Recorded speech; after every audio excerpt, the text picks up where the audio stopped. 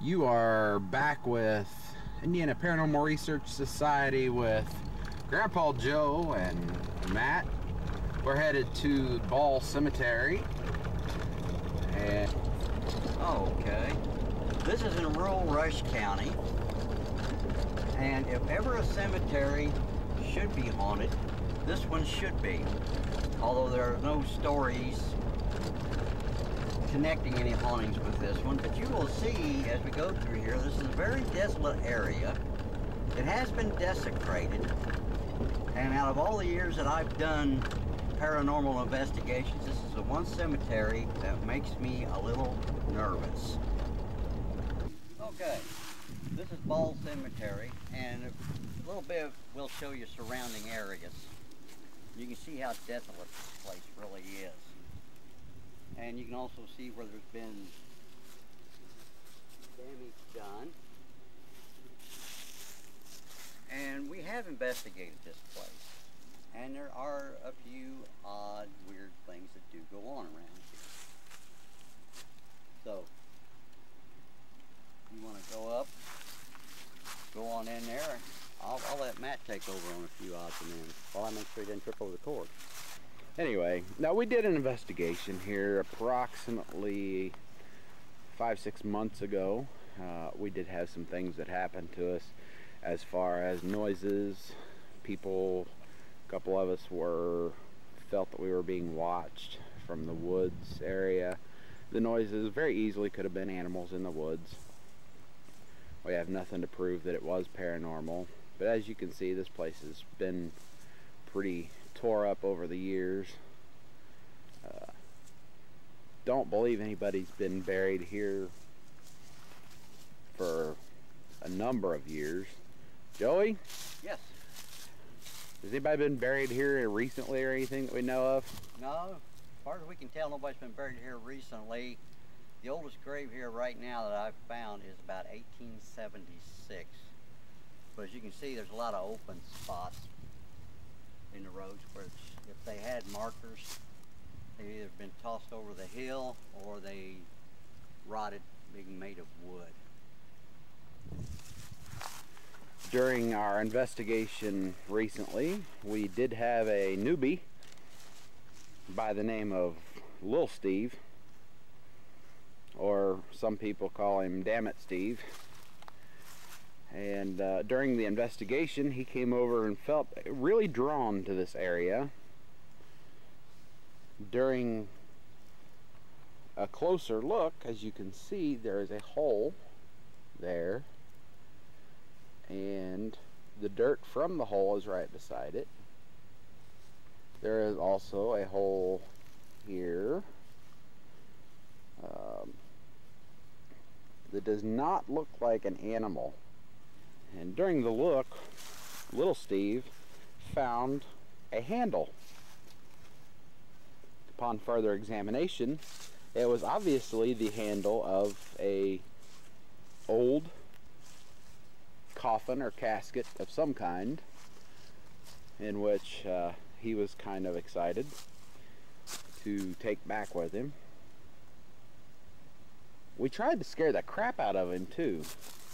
It didn't work. Now, I will say I think the last burial would have been sometime in the early 1900s.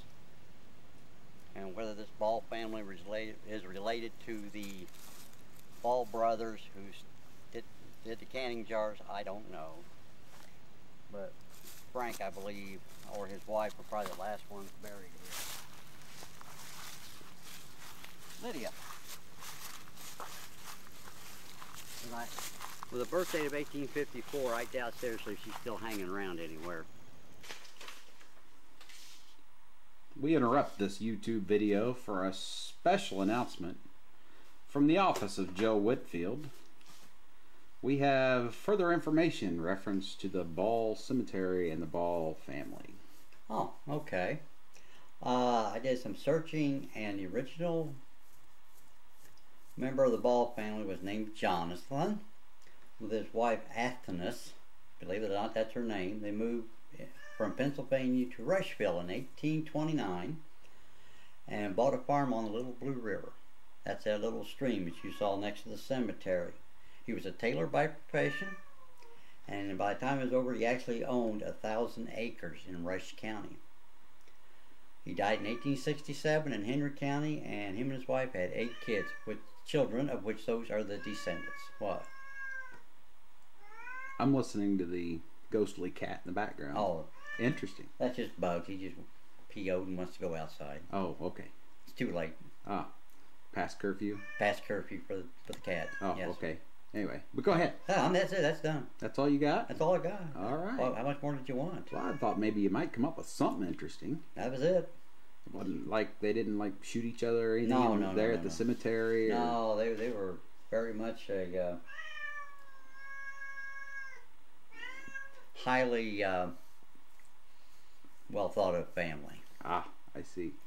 So but that one I was talking about, that Frank Ball, I believe it was, he was actually the last one buried there.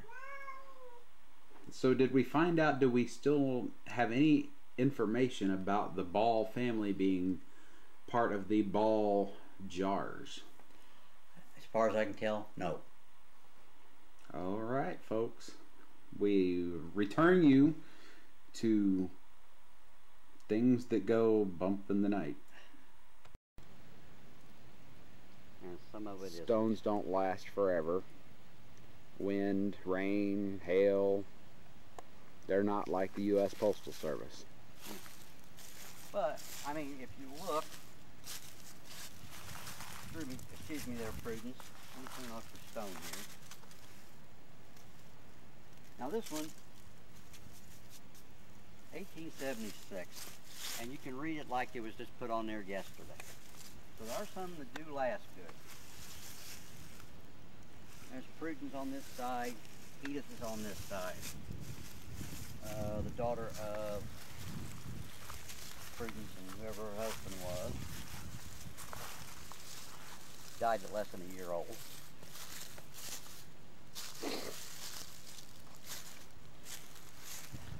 And we would guess that this would probably be maybe a father or the husband. Yes, that would be the husband. In fact, they died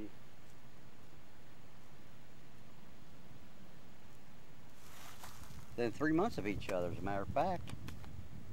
And as you can see on the old stone, even years and years ago, they still did little sayings and markings on their stone.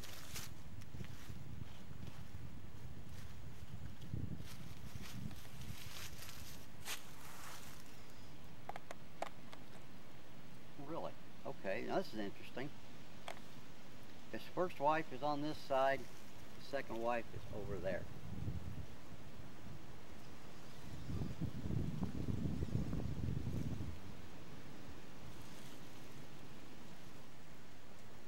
He's closer to this one. Yeah. But like I said earlier, during the daytime it's not too bad. You got the woods around here, but at night, like I said, this is just, even for me, it's an uncomfortable place to be in. Now, whether or not anything's happened, I don't know. You can see the groundhogs have been at work. We've got graves sinking in over here, but somebody takes care of it. And I know in Indiana that's business of the township trustees do that. Unless there's some kind of money put back by the family who owns the land to do it. It's done by the trustee.